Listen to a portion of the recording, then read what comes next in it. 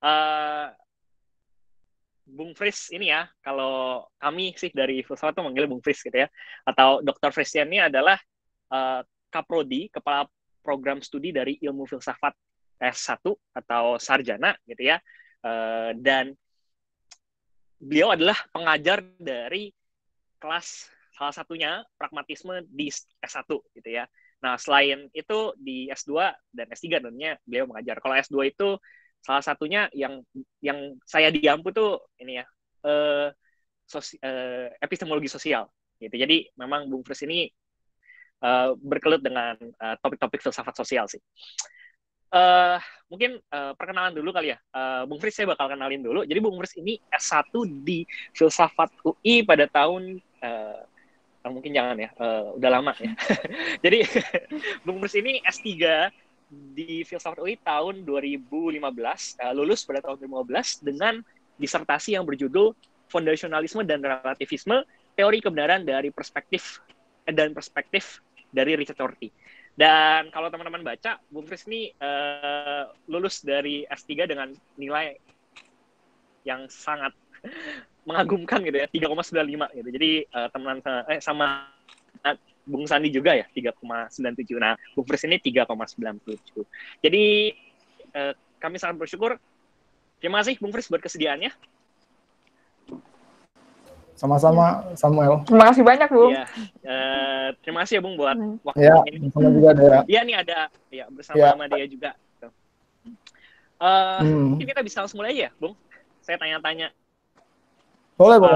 Ya, tanya-tanya aja. Pragmatismenya. Oke. Ya. Iya. Pertama mungkin ini dari Bung. Kita ke pertanyaan pengantar dulu deh, yang paling santai. Jadi filsafat itu kan satu hal yang unik gitu ya. Maksudnya nggak semua orang tuh paham gitu ya. Tadi saya sempat ngobrol-ngobrol sama teman-teman SMA juga bertanya-tanya, itu filsafat sebenarnya barang apa gitu. Nah, kalau Bung Fris gitu misalnya ditanya sama seseorang, apa sih sebenarnya filsafat itu, Bung? Dan apa yang membuat Bung Fris gitu ya, sebagai seorang siswa SMA gitu, punya pikiran untuk kuliah di jurusan ilmu filsafat yang mungkin pada saat itu belum terlalu terkenal sekarang gitu kan. Kalau sekarang mungkin udah mulai dikenal karena ada beberapa tokoh-tokoh ya yang suka muncul di TV gitu kan. Nah, kalau dulu bagaimana, Bu?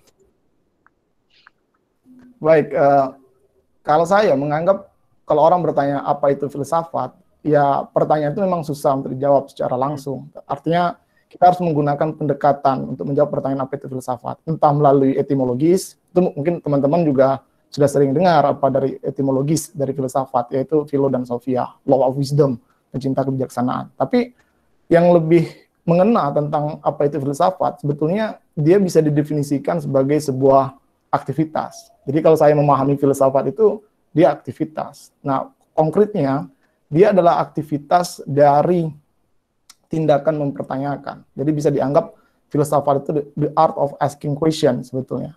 Tapi pertanyaan yang ditanyakan itu adalah pertanyaan yang sangat khas, yaitu adalah pertanyaan fundamental question. Jadi pertanyaan-pertanyaan yang sangat fundamental bagi kehidupan kita. Contoh pertanyaan seperti, what is meaning of life? Apa itu makna kehidupan? Apa itu keadilan? Dan selain aktivitas mempertanyakan, filsafat adalah aktivitas mengevaluasi sebetulnya. Evaluasi argumen, kemudian evaluasi keyakinan. Jadi saya kira lebih tepat kita menggunakan pemahaman filsafat itu sebagai sebuah aktivitas ketimbang hanya sekedar pemahaman etimologis, law of wisdom, karena kan itu sangat umum sekali orang menggunakannya. Jadi dia kalau ditanya apa itu filsafat, saya menganggap dia sebagai sebuah aktivitas dan objek studinya memang luas sekali. Kan pertanyaan-pertanyaan fundamental itu bukan hanya tentang kita, tapi juga tentang semua realitas yang ada dipertanyakan. Seperti apa itu keadilan, apa itu kesejahteraan. Itu kan semua pertanyaan-pertanyaan yang harus diajukan dan juga memiliki daya tarik untuk diselidiki. Jadi apa itu kehidupan? Jadi itu pertanyaan-pertanyaan, ya tentu ada juga pertanyaan-pertanyaan what is God gitu, apa itu Tuhan, itu juga suatu pertanyaan yang bagi kita, ya kita sebagai manusia yang ingin tahu itu wajar saja saya kira bertanya hal seperti itu. Jadi aktivitas itu ada aktivitas mempertanyakan, kemudian menguji argumen, itu aktivitas filsafat. Dan juga filsafat itu juga dalam pengertian yang lebih luas, dia sebetulnya adalah sebuah perjalanan atau sebuah penyelidikan untuk dilakukan. Jadi lebih tepat kita menggunakan filsafat itu sebagai aktivitas dan juga sebagai sebuah perjalanan atau pertualangan untuk menikmati panorama pemikiran yang lebih luas. Jadi supaya lebih terbuka cakrawala kita. Jadi itu yang lebih tepat tentang apa itu filsafat, Samuel. Saya kira mungkin teman-teman bisa membayangkan juga bahwa filsafat itu kan aktivitas utamanya ya asking question gitu. Saya kira itu yang lebih tepat untuk menyebut apa itu filsafat. Berarti pada dasarnya semua orang tuh pada mulanya berfilsafat ya, Bu. Karena ya semua orang bertanya. Jadi kalau gitu saya ya. menyebutnya filsuf alamiah itu ya anak kecil gitu sebetulnya. Tapi kan karena kita semakin hari semakin mendewasa kan pertanyaan-pertanyaan itu kan akhirnya terenggelam di dalam keseharian kita. Kita menganggap biasa saja semuanya. Kalau anak kecil itu kan pertanyaannya sangat filosofis gitu. Saya punya anak ya bertanyanya luar biasa gitu. Ibunya pernah nasihati dia gitu. Oh, kamu jangan begitu nanti Tuhan marah. Ya dia bertanya Tuhan itu siapa umumnya? Atau itu kan pertanyaan yang bagi kita kan sudah ada jawabannya, tapi anak kecil mempertanyakan kok dia bisa marah gitu, kenapa dia marah, itu kan pertanyaan-pertanyaan yang bagi kita cukup mengejutkan. Jadi pada dasarnya kita pernah lah kita menghadapi pertanyaan-pertanyaan fundamental itu. Saya yakin teman-teman juga pernah menghadapi fundamental question kan, dan juga paling tidak semenghindar apapun kita dari filsafat, paling tidak teman-teman punya philosophical belief kan.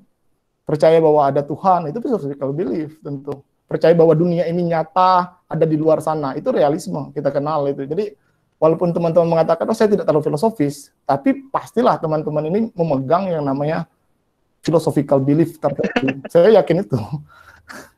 Walaupun mungkin menganggap, oh enggak, ini bukan philosophical belief, ini memang keyakinan saya. Betul, tapi itu di dalam bahasa filsafat adalah philosophical belief, seperti realisme, kemudian Anda percaya pada supreme being, atau itu juga philosophical belief, itu saya kira. Jadi semua kita itu dasarnya filsuf, betulnya. Tapi ada yang betulan masih mempertanyakan, ada yang tenggelam dalam keseharian. Ya kadang-kadang juga seperti saya ini kan dosen, tenggelam juga kadang-kadang seharian mengajar, itu, apalagi merenungkan lagi aktivitas kontemplatif atas tindakan mengajar itu sendiri, itu wajar lah gitu. Pak kadang muncul ke permukaan, kadang tenggelam ke permukaan. Dan memang manusia itu kan nggak selalu dulu harus jadi filsuf gitu. Jadi orang biasa pun saya kira memang bagian dari kehidupan, saya kira. Macam itu. Iya. Itu sama. Bagi anak filsafat ya, Bung. Kadang udah terlalu tercelup harus hidup sehari-hari gitu. Udah lupa apa itu filsafat.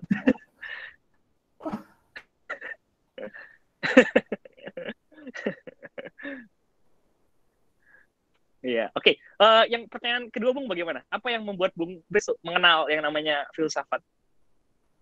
Sebetulnya saya itu dari kota kecil gitu di Bengkulu Selatan, jadi agak susah kan akses pada masa itu ketika SMA, seperti mungkin ada teman-teman yang masa SMA di tentu filsafat sesuatu yang baru juga. Saya mengenal filsafat itu lebih dalam justru ketika bimbingan belajar gitu ke Bandung justru. Jadi rencananya mau masuk ITB gitu, tapi karena di Bandung itu ternyata bacaan lebih banyak, dan kemudian ya memutuskan untuk masuk filsafat. Dan karena mungkin ya untuk hasrat akan pengetahuan, saya kira memang dorongannya semacam itu.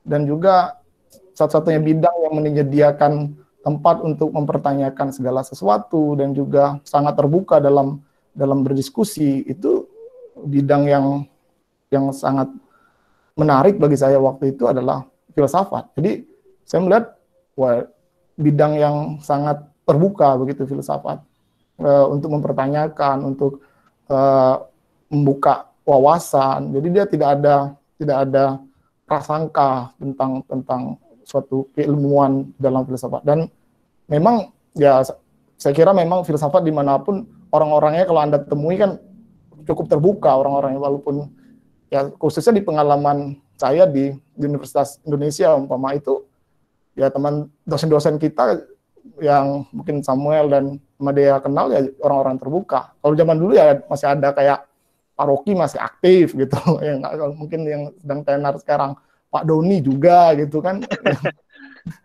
Bung Taufik Basari masih ada gitu. Itu orang-orangnya memang terbuka, Pak Ahyar gitu, semuanya sangat Gadis Arifia gitu. Itu orang-orangnya memang sangat terbuka gitu. Jadi tidak ada soal-soal yang hierarki. Karena itu di kita kan manggilnya Bung aja gitu. Bung aja gitu, tidak ada Pak itu.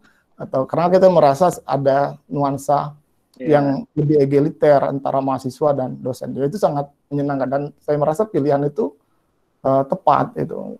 Jadi tidak keliru saya memilih studi filsafat. Sampai sekarang saya merasa itu pilihan. Walaupun saya dulu niatnya ya masuk teknik gitu, yang praktis gitu, teknik di ITB lah, gitu.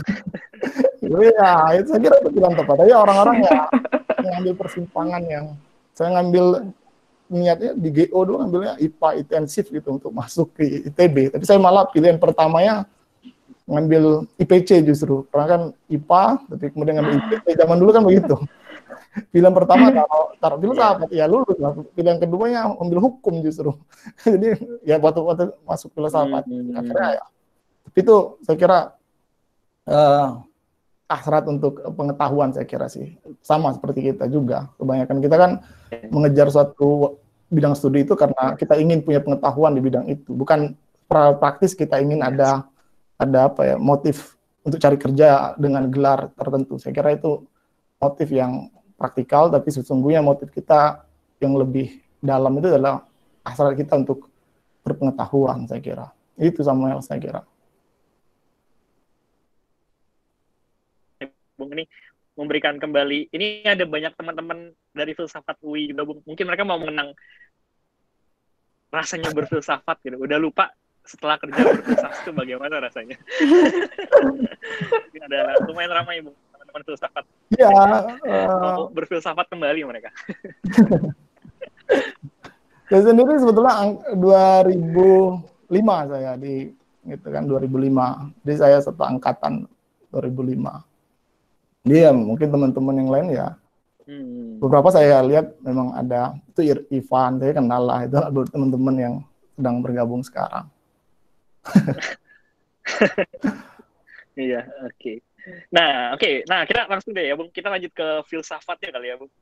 Jadi kan memang hari ini kita memberikan sebuah kesempatan untuk ngomongin pragmatisme gitu ya. Jadi ini kan suatu hal yang jarang saya rasa ya, Bung, didengar di Indonesia gitu. Saya rasa di STF gitu. Nah, ya tentu STF kayaknya hampir nggak mungkin bahas pragmatisme. Atau mungkin juga di tempat-tempat lain gitu, dan saya sangat merasa ini ya mungkin juga sih ya, mungkin juga ya, tapi di sini cukup mendalam ya gitu maksudnya, Bung. Apa sih, Bung, yang pertama-tama buat Bung tuh tertarik sama pragmatisme, dan kenapa sih ide-ide pragmatisme itu buat Bung cukup compelling, dan pada akhirnya Bung akhirnya mengajar pragmatisme gitu. Jadi apa yang dulu kan saya dengar kan Bung ini kan Kantian gitu kan. Nah, terus kenapa jadi ke pragmatisme gitu, Bung? Jadi memang yang sangat menarik dari pragmatisme, dia adalah membuat konsep kita menjadi lebih jelas gitu. Itu yang menarik dari pragmatisme. Jadi betul bahwa cukup jelas dengan kriteria seperti clear of and distinct dari René Descartes, suatu konsep itu. Jadi dia jelas dan terpilah, maka suatu konsep itu akan terlihat dengan sendirinya. Tapi konsep seperti itu kan sebetulnya agak sumir kalau kita tidak bisa melihat dampak praktis dari konsep itu. Maka yang paling menarik dari pragmatis sebetulnya dia membuat suatu diktum atau maksim pragmatik, yaitu kalau sesuatu itu tidak membuat perbedaan praktis, maka dia tidak juga membuat perbedaan secara konseptual, maksudnya. Jadi diktum itu bagi saya iya juga gitu. Artinya untuk membedakan suatu masalah itu real atau tidak real, dia harus dilihat dari konsekuensi praktisnya. Tidak bisa kita mengatakan bahwa ada substansi di luar sana yang betul-betul abstrak gitu. Tapi kegunaannya apa membuat konsep semacam itu?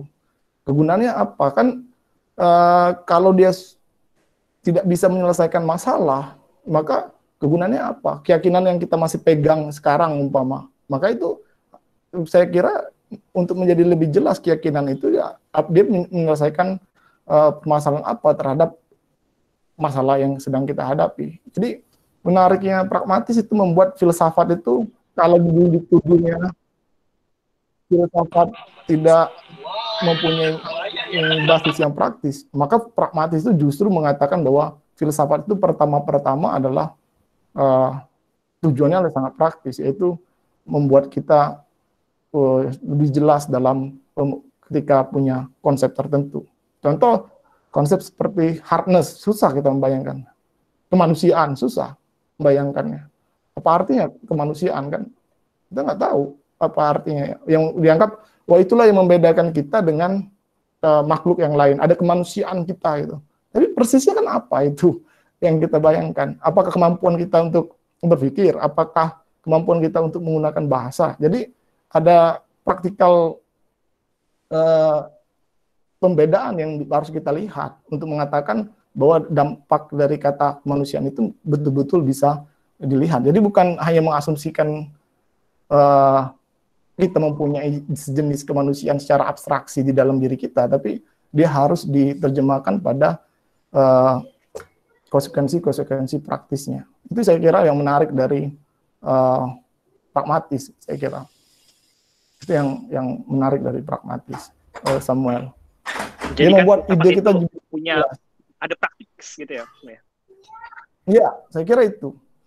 Karena yang lain-lain itu filsafat itu kenyang dengan metafisika. Baik di abad pertengahan gitu, kemudian modern apalagi gitu. Karena kenyang kita tuh dengan metafisika. Itu terkurung betul dengan Menara Gading. Tapi ketika ditanya apa manfaatnya berpikir seperti itu? Apa kan begitu maksudnya. Pertanyaan kita kan apa manfaatnya berpikir seperti itu? Apa problem yang mau diselesaikan dari cara berpikir seperti itu? Itu saya kira yang membuat pragmatis itu membuat filsafat itu menjejakkan kakinya lagi gitu, nggak mengawang-awang gitu. Tapi kan gawat itu. Filsafat itu seringkali kan filsuf tuh kepala yang menggadah ke atas tapi dia terjerambab karena nggak ngelihat ke bawah gitu. Itu yang orang bayangkan karena seolah-olah ide itu nggak berkaki dalam bayangan ungkapan orang, nggak berkaki gitu. Karena dia akhirnya perbincangan demi perbincangan itu sendiri kan. Tapi kan kita berbincang ini kan untuk menghasilkan pemahaman, untuk menghasilkan jelasan. Saya kira itu yang menarik dari pragmatisme. Tapi, walaupun orang-orang masih suka juga gitu bermetafisika segala macam seperti itu, masih suka. Gitu. Tapi filsafat kenyang begitu. Kalau kita nggak pindah ke sana, kita habis gitu. Filsafat itu ya habis gitu. Energi kita membahas. Kamu tahu sendiri ya. Yang nyata adalah yang rasional gitu ya. Ya, saya kira habis gitu energi kita. Oke, jadi menarik ya. Jadi pragmatisme ini membuat filsafat menjadi praktis kembali gitu. Jadi konsepsi orang bahwa aduh filsafat itu talk about talk. Ya, itu dia gitu ya. Filsafat itu meaningless itu diperbaiki dan gitu ya sama pragmatisme gitu ya, Bung. Tapi ya itu pragmatisme karena melakukan nah, itu kan tadi ya Jonathan. Ya Samuel. Oh, delay kayaknya suara gitu. saya. Delay suara saya. Samuel kayaknya putus-putus deh koneksinya. Iya, agak delay. Tapi no worries, nggak apa deh. Oke. Iya, Bung. Jadi, ya lanjut aja ya, Bung, ke pertanyaan. Kan tadi Bung udah ngejelasin nih soal pragmatisme ya, Bung. Kenapa sih buat Bung pragmatisme menarik gitu ya? Karena punya membuat filsafat kembali menjejak. Nah, sekarang mungkin bisa kembali ke definisi dan karakteristik dari pragmatisme sih, Bung. Kira-kira apa sih definisi? Mungkin tadi ada jelasin sedikit, cuma apa definisi yang bisa kita pahami secara objektif gitu ya? Dan kira-kira miskonsepsi apa sih? Kayak misalnya orang-orang kan kalau dengar kata pragmatis itu kan, ih jangan idealis banget deh kamu. Jangan pragmatis banget dong, kamu jadilah idealis gitu kan. Atau masih mahasiswa ya pasti idealis, tapi juga udah tua jadi pragmatis gitu. Nah itu kan, apakah ini pragmatisme yang dimaksud pragmatisme gitu kan? Dan saya rasa bukan gitu. Nah kira-kira gimana Bung? Apa sih definisi dan karakteristik dari pragmatisme itu? Dan berarti ini barang apa Bung pragmatisme ini? Ya, karakteristik yang pertama dari pragmatis itu satu yang dia bisa didefinisikan dengan apa yang dia tolak begitu. Kita bisa definisikan. Seperti dia bisa punya karakteristik anti kartesian umpama. Jadi dia tidak percaya dengan solipsistik subjek gitu. Kalau Kartesian kita tahu kan, subjek yang merenungkan dirinya sendiri, ada punya basis pengetahuan yang bersifat self-evidence, yaitu fundamentum et certum, yaitu dalam dirinya sendiri, solid dia gampangnya. Nah, pragmatis tidak memahami pengetahuan dari konteks solid semacam itu. Bagi dia, pengetahuan itu adalah berproses dia di dalam arus pengalaman kehidupan itu sendiri.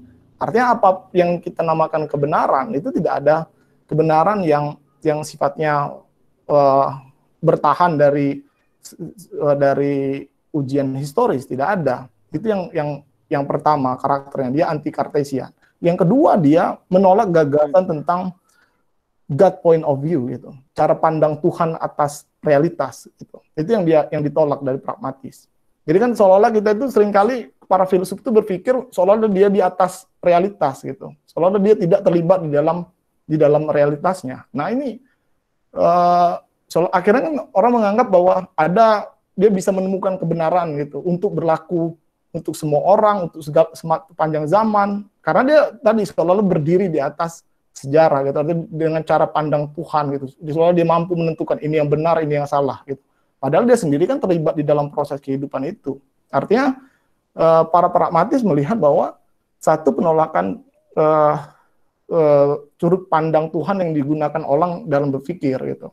Jadi dia memahami bahwa ada situasi-situasi yang sifatnya kontingensi di mana kebenaran itu adalah cara kita untuk mendeskripsikan realitas. Jadi itu sebetulnya cara kita nih, umpama kita memahami COVID-19 dengan cara bahwa COVID-19 itu jahat gitu segala macam, atau dia membunuh kita, dia segala macam. Tapi itu kan deskripsi kita yang kita berikan agar kita bisa menghadapi virus ini. Tapi virus itu sendiri kan tidak memberikan deskripsi kepada kita. Kita yang membuat deskripsi tentang virus itu.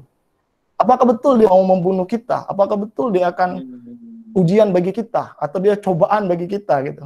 Kan begitu. Apalagi kalau COVID itu kan unik juga kalau dibanding ke pragmatis. Kalau kena ke orang yang bukan kelompok kita anggap itu azab bagi mereka. Tapi giliran kena kepada kelompok kita, dianggap itu ujian bagi kita. Tapi kan COVID-nya sama gitu. Tapi kan maksudnya narasi atau deskripsi kebenaran itu tergantung persis pada kepentingan dan kehendak kita dalam menarasikannya. COVID-nya sendiri mungkin ya virus, namanya virus kan, kalau inangnya mati kan mati juga dia. Jadi dia tuh mungkin tidak berniat membunuh orang yang terkena COVID gitu. Tapi kebetulan karena dia berkembang biak, kita yang terdampak. Artinya maksud saya, kalau Anda itu adalah virus COVID-19, itu Anda pasti punya berbeda gitu cara mendeskripsikan diri Anda gitu. Tapi karena Anda itu manusia, ya Anda mendeskripsikan COVID itu begitu gitu. Itu problemnya gitu. Jadi karena itu pragmatis dua saja yang bisa Anda saya katakan tentang pragmatis ciri utama ya. Dia anti kartesia. Yang kedua dia anti yang disebut dengan God's point of view gitu. Itu yang dua karakteristik ini. Tentu yang ketiga adalah yang maksim pragmatis, bahwa semua konsep itu hanya bisa diuji bila dia diketahui konsekuensi praktisnya.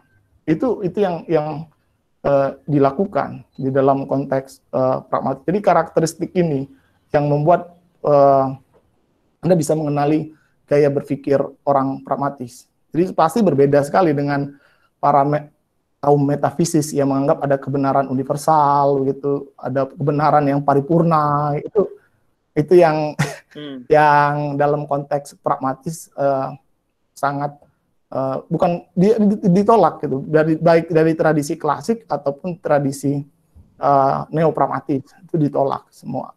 Jadi karena itu dia bisa dikategorikan, oh inilah para pemikir pragmatis. Dia menolak anti kartesian, dia juga menolakkan terhadap God's point of view, dan dia juga punya diktum bahwa semua konsep mesti mempunyai, bisa diketahui batas-batas praktisnya yang membedakan dia dengan konsep yang lain. Saya kira itu, Jonathan.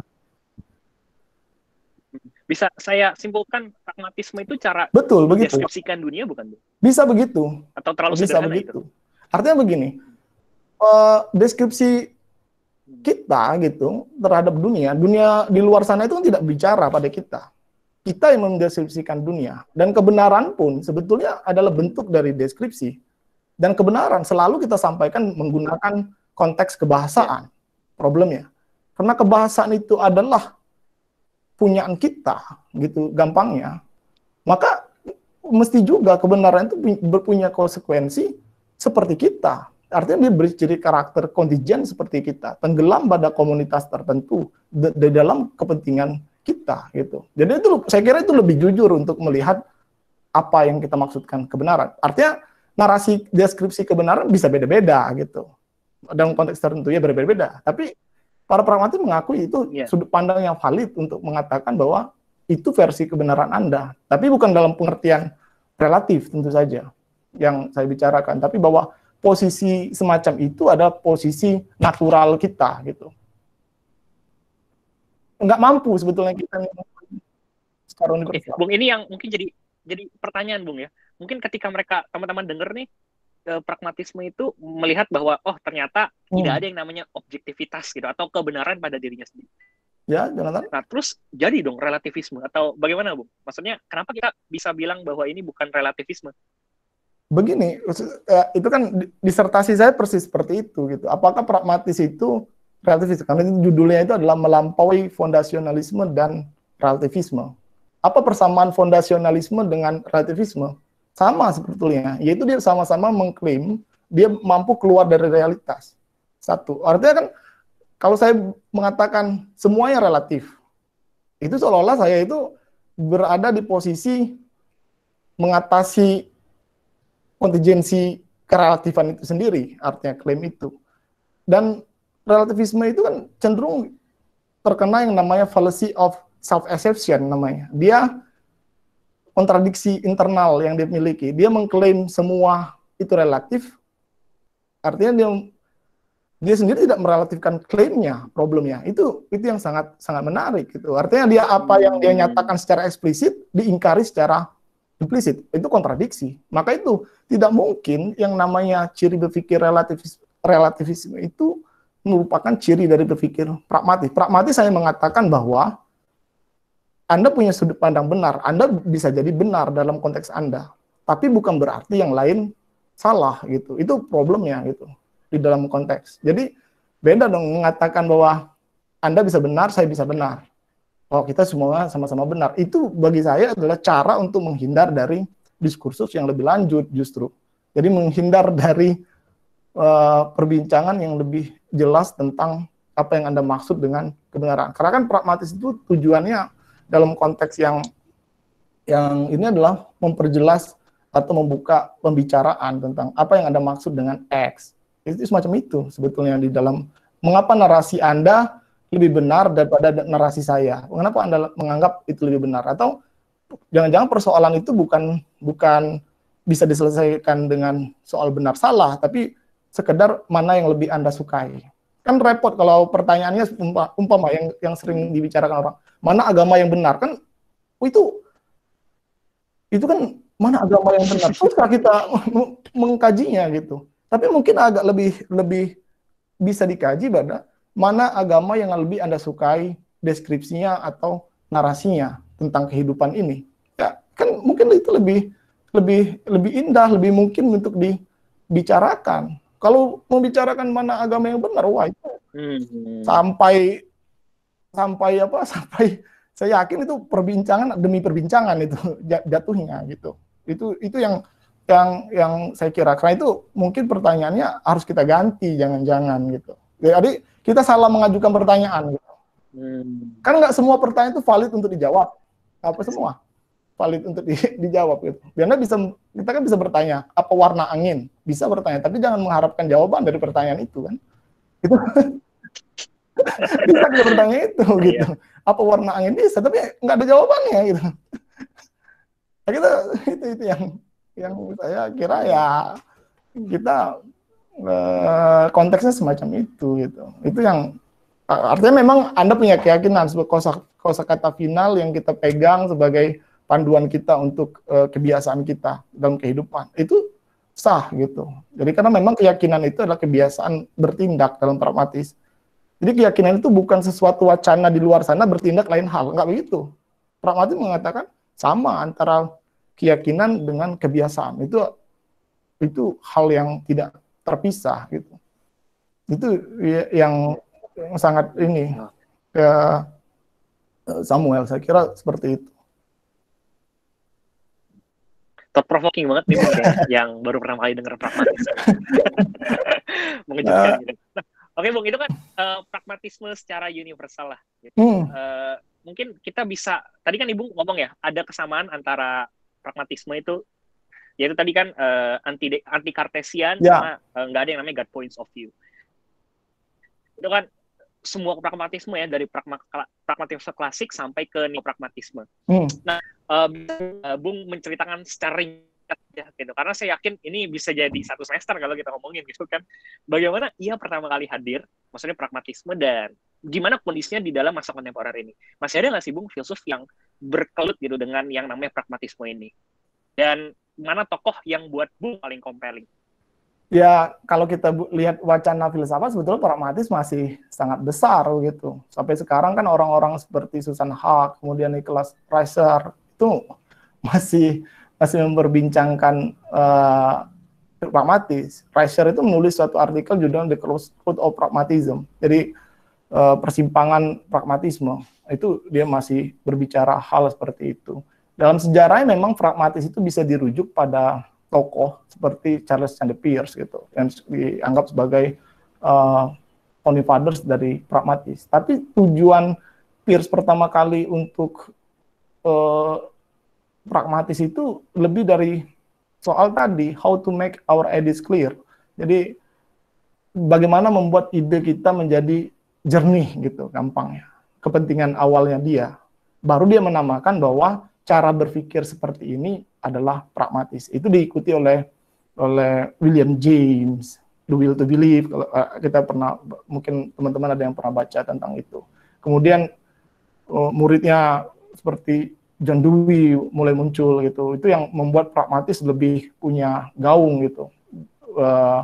Kemudian, tapi setelah Dewey mungkin agak redup pragmatis itu. Tapi kemudian bangkit lagi di era-era setelah linguistic turn terjadi gitu.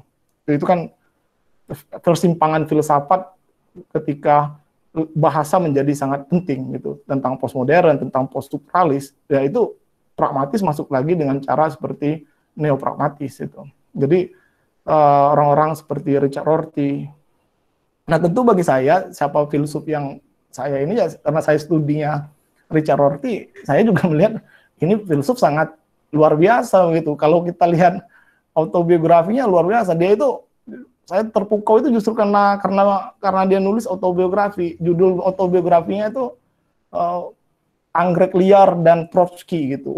Saya kan, wah ini kok dia Anggrek Liar dan Trotsky. Trotsky itu kalau yang tahu ini temannya Stalin itu, tapi dia punya gagasan tentang kesejahteraan. Kata dia, saya melihat bagaimana ada anggrek liar tumbuh di belakang rumah saya. Artinya dia membicarakan keindahan yang natural gitu. Tapi di sisi lain saya lihat kehidupan sosial ini ya seperti Trotsky tadi yang berjuang tentang kemiskinan, tentang itu. Bagi dia susah untuk menyatukan sesuatu yang sifatnya sosial dengan sesuatu yang natural seperti anggrek yang tumbuh di belakang rumahnya. Jadi dia terpukau pada ide tentang ada keindahan alamiah seperti itu, tapi kehidupan manusia ini nampaknya ya sangat ini saja, sangat ada yang menderita, ada yang Ya, kayak kita bisa lihat situasi sosial kita gitu. Nah, bagi dia satu-satunya filsafat yang menawarkan supaya persoalan-persoalan kita itu bisa diselesaikan ya dengan mengubah fokus kita, yaitu bagaimana pertanyaan yang mesti kita selesaikan itu bukan pertanyaan what is justice umpama. Susah mencari what is justice. Tapi pertanyaan yang lebih penting mungkin yang bisa dijawab adalah bagaimana kita mengurangi ketidakadilan. Itu pertanyaan praktis kan? Artinya ketimbang kita berspekulasi tentang what is justice, mungkin pertanyaan yang lebih praktis adalah bagaimana kita mengurangi ketidakadilan. Itu yang membuat bagi saya Richard Rorty dengan cara berpikir situ membuat saya ya itu lebih ya benar juga gitu.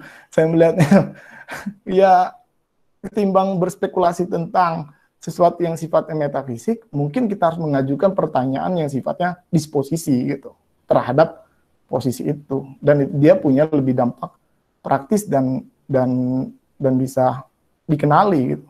Kan lebih praktis untuk apa itu kebahagiaan, rumit gitu. Tapi kan menghilangkan ketidakbahagiaan itu lebih gampang gitu. Fokus kita diarahkan kan, kalau filsafat kan berputar terus pada soal-soal what is gitu. Metafisika sekali kan, atau ontologi sekali pertanyaan what is reality gitu kan. Wah. Itu yang membuat jadi saya kira itu yang dilakukan di dalam pragmatisme. Oke, berarti Bung, pragmatisme bukan cuma bicara soal teori kebenaran gitu ya, tapi ada beragam, saya bisa bilang variasi-variasi di dalam tadi keadilan, dalam pendidikan. Nah, apa sih Bung kontribusi dari pragmatisme di bidang-bidang filsafat lainnya gitu? Maksudnya saya pernah dengar tuh salah satu filsuf pragmatis yang sering muncul di TV ya, kalau di Amerika itu Cornel West gitu. Meskipun saya nggak tahu pemikirannya Cornel West itu.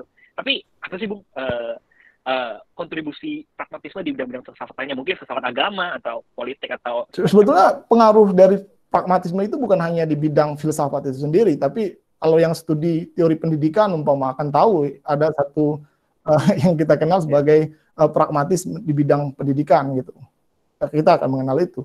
Dan juga bagi yang studi linguistik juga ada pendekatan pragmatis atas linguistik gitu.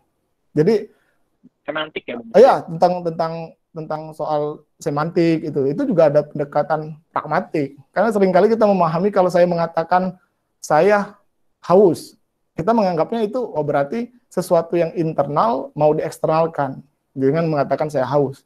Artinya seolah-olah itu adalah wujud dari sesuatu yang internal. Jadi dengan mengatakan saya haus, maka itu dieksternalkan. Persoalannya menurut pragmatik bukan seperti itu memahaminya, tapi kalau saya mengatakan saya haus, saya itu memberikan indikator kepada kalian tentang apa yang akan saya lakukan. Berarti saya mau mengambil minum, berarti itu bukan mengatakan suatu deskripsi internal yang saya memiliki, tapi membuat Anda bisa mengantisipasi tindakan apa yang akan dilakukan. Jadi mengubah cara pandang kita melihat bahasa itu digunakan, itu pragmatik salah satu.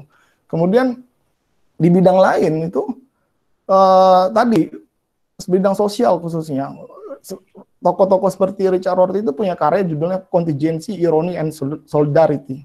Dan yang menarik gagasannya adalah menurut dia kita itu tidak butuh ide universal untuk menghasilkan solidaritas. Itu kan menarik saya. Kalau kita kan inginnya ada ide universal gitu.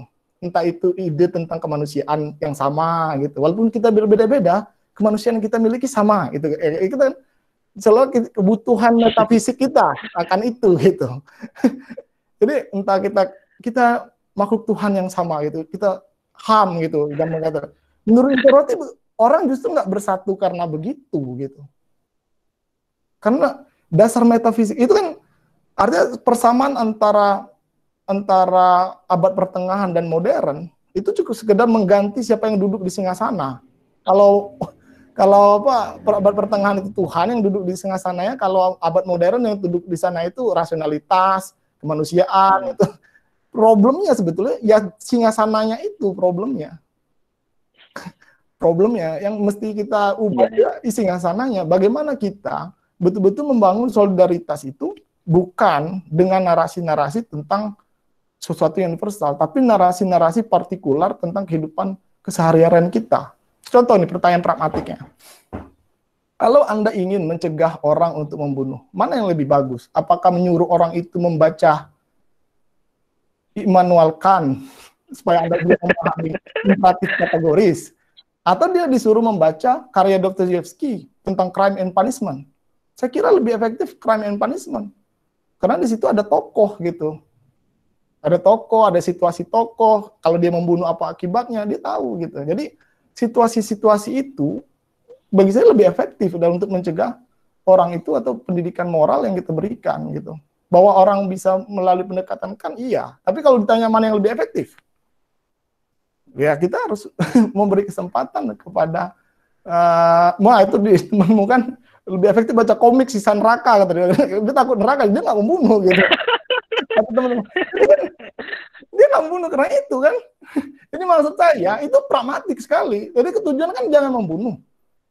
Apakah dia orang harus belajar tentang imperatif kategoris, orang harus tahu tentang konsep karma, apa orang ya suruh aja baca tentang itu. Jadi pragmatik itu begitu gitu. Saya berikan Anda jokes tentang pragmatik itu supaya Anda bisa memahami. Jokes itu tentang orang yang punya ketakutan tentang ada monster di bawah kolong tempat tidurnya. Jadi dia gelisah tidurnya, nggak bisa tidur karena ada monster di bawah tempat tidurnya. Kemudian dia datang ke seorang psikoanalis gitu. Saya punya ketakutan seperti ini. Dari psikoanalis panjang lebar dengan teorinya gitu. Wah, ini tentang masa kecil Anda yang belum selesai gitu. Ini adalah unconscious yang Anda mau tekan. Jadi dia muncul sebagai ketakutan, sebagai monster di malam hari gitu. Jadi Anda takut seperti itu.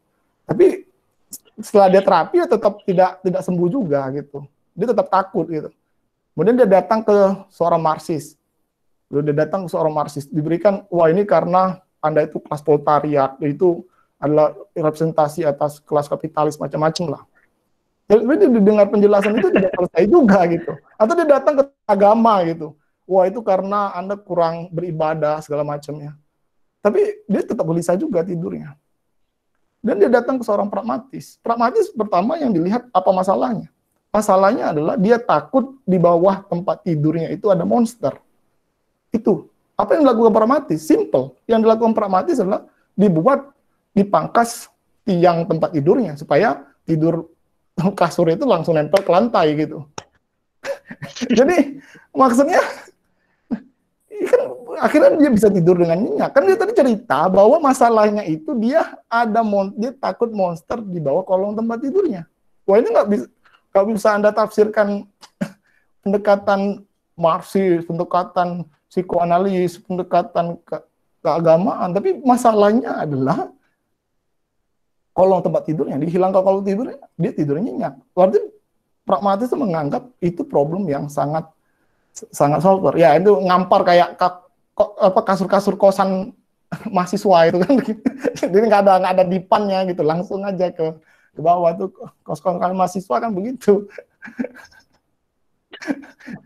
yang pernah ngekos, yang pernah pasti tahu yang masuk kasur nggak ada ranjang nggak ada ranjangnya itu nggak punya takutan Anda tentang monster di bawah kolong kan.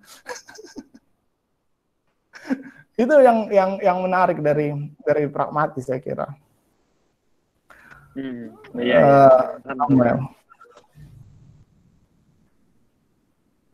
Iya. Dan ya saya sangat ini ya Bung, ketika saya baca how to clear our ideas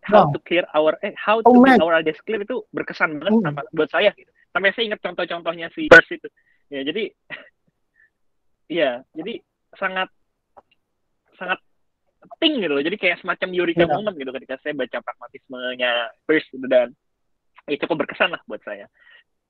Nah, Bung, mungkin nih ada semacam bukan kritik ya, cuma konsepsi atau pemahaman orang-orang mengenai pragmatisme gitu. Nah, sebagian orang menganggap bahwa pragmatisme itu mengabaikan pentingnya kedalaman dari suatu ide gitu. Jadi yang penting bekerja, ya udah kita percaya aja gitu. Nah, kalau menurut Bung, respons Bung bagaimana Bung kalau mendengarkan respons-respons semacam aduh itu terlalu Amerika gitu ya, atau terlalu ini banget nih, yang penting nggak dalam gitu loh. Kalau Itu Ya, bagaimana Bung responsnya?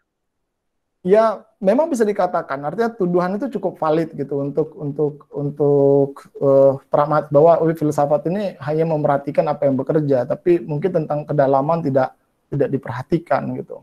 Artinya kan orang bukan kadang-kadang kebenaran itu bukan hanya soal dia bekerja, tapi memang usaha orang untuk mencarinya gitu problemnya. Nah, tapi bisa dikatakan juga mungkin pragmatis mengabaikan kedalaman, tapi dia paling tidak menghasilkan kejelasan. Itu mungkin apa ya, trade off gitu. Terlalu dalam tapi nggak jelas juga problem gitu dalam filsafat. Jadi di dalam filsafat itu ya Anda lah yang studi teman-teman mungkin baca filsafat banyak yang menuduh kita ini kan wah ini nggak jelas ini.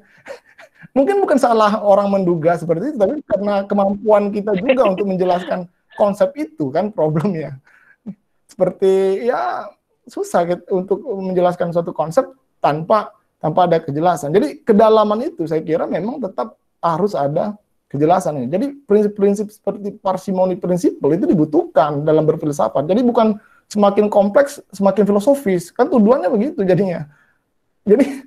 Jadi seolah semakin dalam berpikir, semakin kompleks berpikir, itu semakin filosofis. Seolah-olah trennya begitu. Padahal yang dalam filsafat itu kan melalui filsafat muncullah kejelasan. Itu yang diharapkan justru dari filsafat. Jadi bahwa tujuan tentang kedalaman saya kira buat apa dalam kalau nggak jelas, itu problemnya gitu. Bagaimana kan ide itu kan tidak bisa beraksentuasi dia kalau Anda nggak bisa menjelaskannya kepada orang lain. Nggak bisa. Gimana? Kan nggak bisa saya punya ide sendiri ini, tapi saya nggak bisa menjelaskannya kepada Anda. Sangat rumit ini. Ya, dalam bahasa pragmatik ya, itu sama aja Anda nggak punya ide gitu. Karena ide itu yang namanya punya konsep, ide harus bisa dikomunikasikan ke orang lain gitu. Problemnya. Jadi bagi saya, kalau harus dipilih mana tentang kejelasan atau kedalaman, kalau pemilihannya seperti itu, ya kita harus pilih kejelasan kalau bagi saya dalam konteks filsafat. Tapi kalau dia bisa dalam dan bisa jelas, ya tentu itu lebih baik gitu. Tapi biasanya kan sama lah seperti itu. Biasa karena terlalu spesifik, keluasan juga berkurang gitu. Jadi kan nggak bisa juga orang itu mau yang komprehensif, tapi juga mau yang dalam. Itu nggak bisa. Jadi kalau Anda mau jadi filsuf, nggak bisa juga Anda jadi ahli hukum, jadi ahli ekonomi, jadi semuanya. Nggak bisa gitu. Jadi memang harus inilah Pak, memilih dalam pengertian tertentu ya. Kalau dia itu benar tuh Hegel asal di chat itu saya kira kalau Hegelian wah kalau baca Hegelian tuh mabuk gitu kan. Kalau saya pernah baca itu Hegelian, wah berat sekali itu, berat idealisme Jerman. Coba aja itu baca kalangan itu. Beratnya minta ampun itu. Berat saya bacanya. Tapi dia menarik juga. Kami pernah undang memaksa kita untuk berpikir mendalam sekali kan tentang identitas, tentang itu. Kalau Anda baca itu karya-karya yang susah dipahami itu susah. Para idealisme Jerman itu kalau kemampuan filosofis Anda nggak ini itu sangat susah sekali itu. Kan aja masih terbaca gitu. Kalau Schelling itu berat itu yang karya mereka itu gitu. Itu yang sangat ya ada jokes orang kan, bahkan Schelling berceramah kata dia 3 jam, para yang di depan itu pada nggak mengerti gitu apa yang disampaikan. Ini apa benar ini? Tapi kan itu ada jokes ini. Tapi bukan saya mau merendahkan kalangan betul. Nah, tapi ya Hegel itu karena nulisnya terlalu tebal, orang itu ragu gitu. Pasti ini tulisan bermakna. Kalau nggak bermakna, kok bisa setebal ini? Itu problemnya gitu.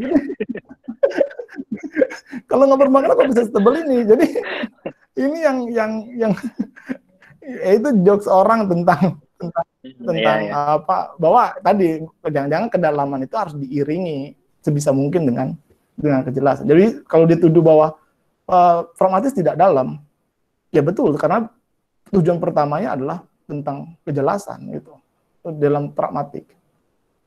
Itu Ya, ya. Take ya it or leave gitu it gitu kali ya. Untuk kedua. yang kita lakukan itu. Ya, oke. Ini bukan Ya Samuel, pertanyaan, Bung. ya boleh Dari boleh teman-teman boleh saya ambil pertanyaan? boleh silakan Samuel. Iya, boleh saya ambil 2 pertanyaan? Iya ya. Ya. Putus-putus Oke. suaramu Samuel. Yang pertama, Bung, ini Sam, dari putus-putus, minta Sam. pertanyaan klarifikasi aja, Bung. Katanya, iya, anti-Kartesianisme itu Apa? dengan Halo, pakai Sam. wifi. Aman, Bung? Suaranya kedengeran Halo, nggak? Sam. Putus-putus, Sam. Halo. Sekarang gimana? Nah, udah, oke, mendingan. Oke. Oke, Bung. Sorry, Bung. Saya pakai wifi, tapi malah ngaco ya wifi-nya. Nah, ini saya udah pakai sendiri. Oke, saya lanjut ya, Bung. Ini pertanyaan klarifikasi aja, Bung. Yang dimaksud dengan anti-Kartesianisme apa sih? Mungkin penjelasan lebih, apa ya, maksudnya, apa sih maksudnya anti-Kartesianisme gitu? Jadi begini, Kartesian itu kalau kita yang mungkin pernah baca on first philosophy, meditation on first philosophy, kita melihat bahwa yang dihasilkan Kartesian itu salah satunya adalah gagasan tentang diri atau aku gitu, atau I. Dia menghasilkan itu. Di mana I itu dia menganggap adalah self-evidence gitu. Jadi semua di luar kita itu bisa kita ragukan, kecuali saya yang sedang meragukan. Nah, gagasan tentang saya yang meragukan itu berarti menunjukkan bahwa hanya dia berada di dalam dirinya sendiri. Jadi gagasan Kartesian itu yang menarik adalah pertama dia menempatkan subjek itu di dalam ruang teaternya sendiri. Gitu. Itu yang dimaksud dengan Kartesian. Jadi dia seolah-olah tidak terhubung dengan dunia luar, gampangnya. Jadi kebenaran itu hanya bisa disandarkan pada diri kita gitu. Semua di luarnya bisa diragukan. Saya bisa meragukan Anda gitu. Anda ini nyata apa tidak nyata. Tapi saya nggak bisa meragukan keraguan-keraguan yang saya punya sendiri. Itu yang dimaksud dengan Kartesia. Jadi kebenaran itu dianggap harus punya ciri seperti itu. Dia self-evidence dan dia berciri solid. Itu yang disebut dengan Kartesian. Nah, anti-Kartesian sebaliknya menganggap bahwa tidak ada perbedaan antara yang dianggap sebagai internal saya dan lingkungan atau dengan yang sesuatu yang di luar. Itu bagi kalangan anti-Kartesian ya nggak ada perbedaannya gitu. Itu yang pertama. Yang kedua adalah tentang keraguan-keraguan itu sendiri. Kalau Anda baca karya Kartesian itu René Descartes maksudnya. Descartes itu yang maksudnya. Nama latinnya kan Kartesian. Diagram Cartesius itu ya dia yang buat itu memang. Nah, dia ini menunjukkan bahwa ruang itu tadi, ruang interior itu tidak punya hubungan korelasi dengan realitas. Padahal menurut kalangan pragmatis ya memang tidak ada relasi, tidak berguna membedakan apakah ini pengetahuan berasal dari internal saya atau ini pengetahuan berasal dari luar saya. Bagi pragmatis nggak ada perbedaan praktis. Ya, karena itu kalau tidak ada perbedaan praktis, maka tidak perlu dibedakan antara sesuatu yang internal ataupun sesuatu yang eksternal kita. Maka perbedaan itu menjadi tidak mungkin. Yang kedua tentang keraguan-raguan. Kan Kartesian itu tiba-tiba ragu gitu. itu kan bukan posisi natural manusia gitu. Saya nggak punya keraguan-raguan untuk mengatakan, saya nggak punya keraguan-raguan, tiba-tiba saya merasa apakah betul ada orang-orang di luar sana ini bukan rekaman yang sedang menipu saya kan. Google Meet ini hanya mau menipu saya ini. Kan nggak itu terpikir dari saya gitu. Yeah. Kenapa? Karena saya nggak punya pengalaman untuk kecurigaan itu. Jadi keraguan-raguan itu tidak muncul tiba-tiba. Sama seperti keyakinan itu tidak diragukan sampai keyakinan itu berhadapan dengan suatu peristiwa yang memaksa dia untuk meragukan keyakinannya. Jadi kalau René Descartes itu tiba-tiba dia ragu gitu. Gampang ya. Jadi itu bukan posisi natural sebetulnya di dalam bayangan kita tentang René Descartes. Jadi Descartes itu kan yang pernah membaca Meditation on Philosophy, tiba-tiba dia meragukan, kita ragukan, dia sampailah pada fundamentum et certum gitu. Yang fundamental dan yang pasti, yaitu adalah gagasan tentang cogito atau gagasan tentang aku berpikir. Kalau dalam Nietzschean itu bahkan dikritik itu belum lengkap kalimatnya gitu. Kan kalau aku berpikir mesti ada apa yang dipikirkan. Nah itu kan gampang ya, itu kalimat yang apa yang dipikirkan gitu. Oh, nggak bisa aku berpikir maka aku ada, itu kalimat seperti itu. Ada juga yang mengkritiknya dari konteks persoalan semacam itu gitu. Apa membedakannya kalau saya membaca maka saya ada? Kan tindak membaca itu sendiri adalah tindak yang sama dengan tindak berpikir dari subjek, kan nggak bisa dilepaskan. Apalagi karena itu juga bisa benar kali. Saya kuliah juga saya ada, itu bisa juga benar dalam konteks. Jadi tindak itu tidak signifikan untuk membedakan tentang jaminan tentang eksistensi umpama. Itu yang dilakukan. Jadi itu yang dimaksud dengan Cartesian. Cartesian itu membuat kita solid gitu. Jadi menimbulkan juga persoalan memang dalam filosofi of mind, the other mind itu. Saya nggak tahu umpama apakah Samuel ini adalah makhluk yang berpikir seperti saya. Nggak bisa saya sampai keyakinan itu gitu. Dalam Cartesian itu. Kenapa? Yang satu-satu yang berpikir adalah saya. Kalian ini bisa saja adalah suatu ilusi sempurna yang menipu saya gitu, gampang ya. Tapi yang bisa saya jamin adalah keberadaan saya sendiri. Gitu. Jadi bisa saja saya ini sedang tidur sekarang, bisa saja, tapi keraguan-keraguan itu yang tidak bisa saya ragukan. Artinya ada ruang yang disebut dengan teater Cartesian, ya, di mana saya itu adalah subjek pengamat yang sendirian, yang tidak berhubungan dengan realitas di luar saya, dan pengetahuan dibangun di dalam konteks itu. Saya kira itu yang dimaksud dengan Cartesian, dan juga antinya. Antinya itu berarti Anda menentang cara berpikir seperti itu untuk dilakukan. Nah, itu kalau apa yang ini ada pertanyaan lanjutan sangat applicable kan? Tapi yang pasti saya bukan gitu. Itu problemnya.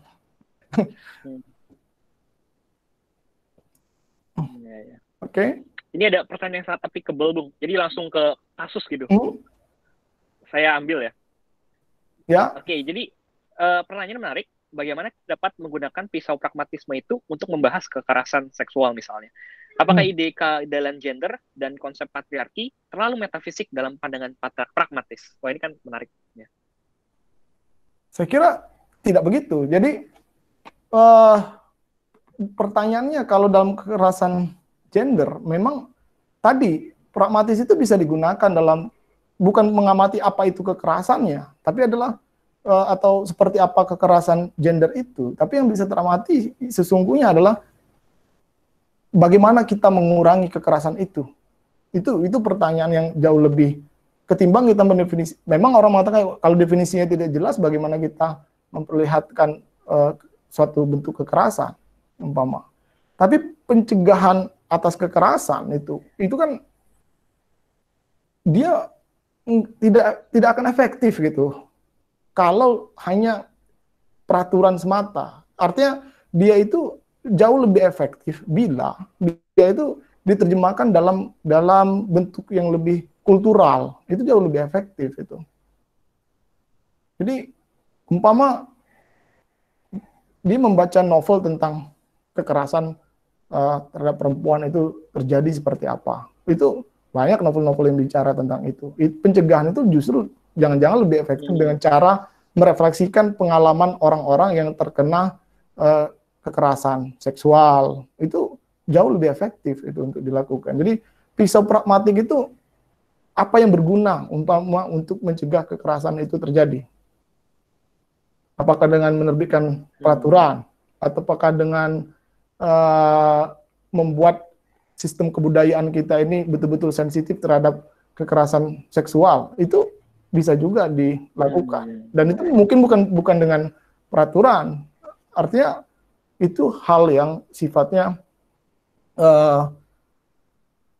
artinya orang itu tersentuhnya dengan apa gitu. Apa karena dia memahami konsep tentang kekerasan seksual lantas dia tidak melakukan kekerasan seksual? Saya kira nggak begitu.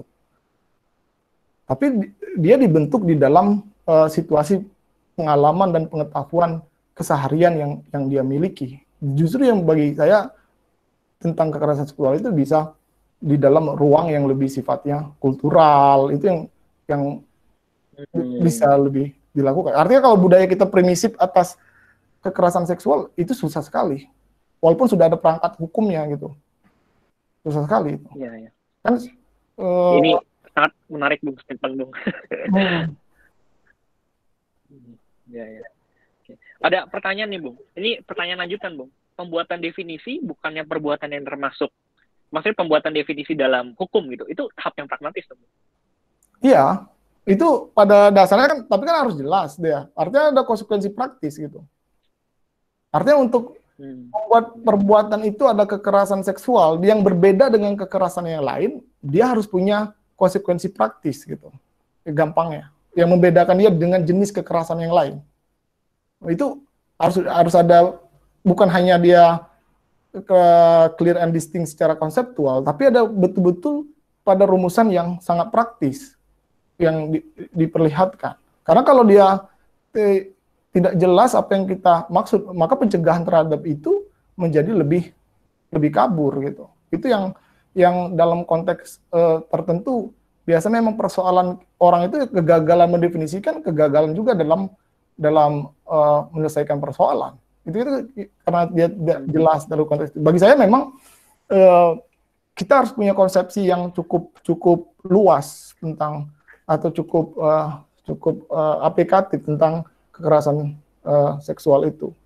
Dan persoalan definisi mungkin banyak yang lebih ahli kita, artinya yang ahli tentang kekerasan itu harus bagi saya ya pragmatis, membuka ruang tentang perbincangan tentang kekerasan.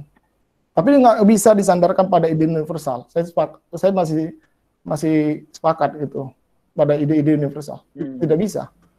Karena dia tidak bekerja kok. Tidak bekerja dalam pekerjaan. Tidak menghasilkan persuasi terhadap orang.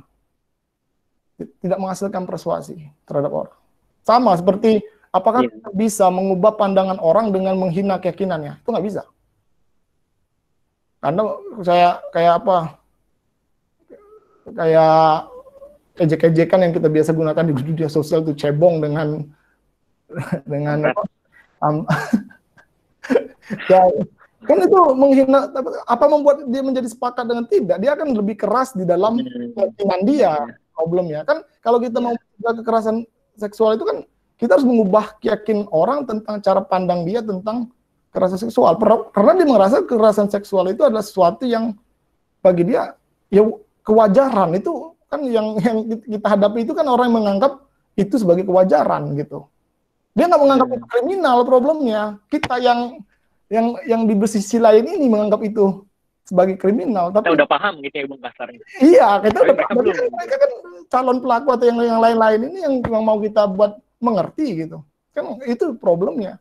Artinya kalau hanya aturan hukum saja nggak bakal, tapi dia harus di dalam proyek-proyek yang sifatnya kultural. Saya itu sepakat dengan novel, dengan film, dengan itu lebih efektif itu.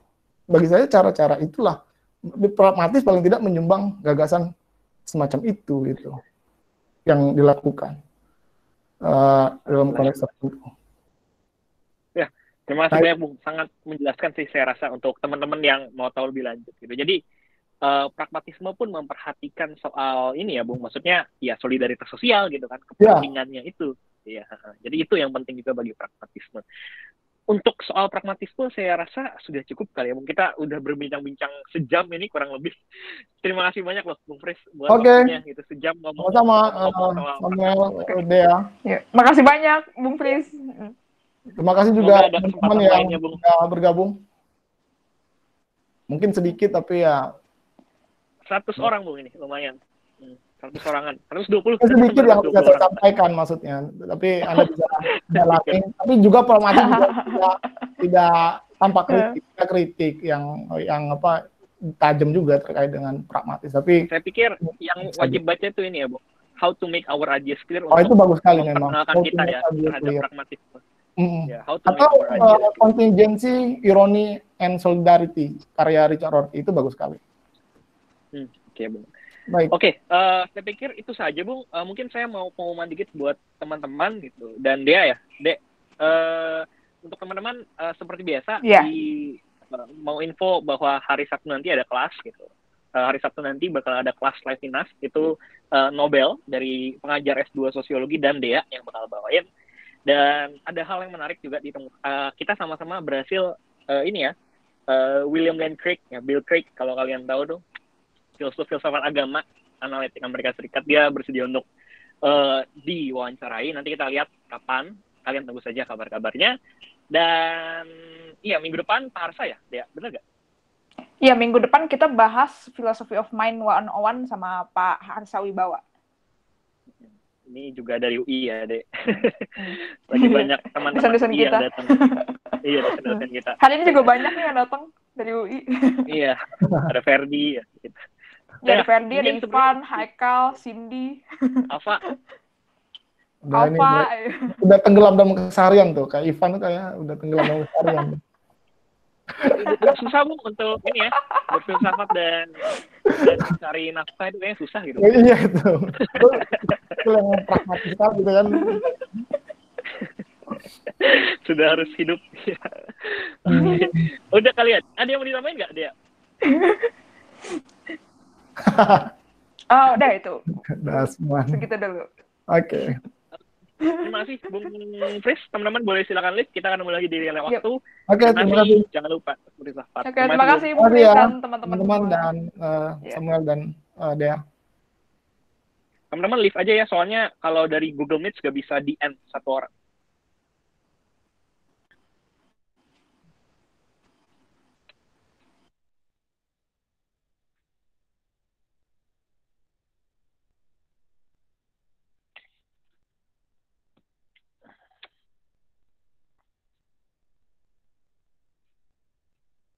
Yuk, mari live. Soalnya nggak bisa di end secara personal nih langsung. Thank you semua.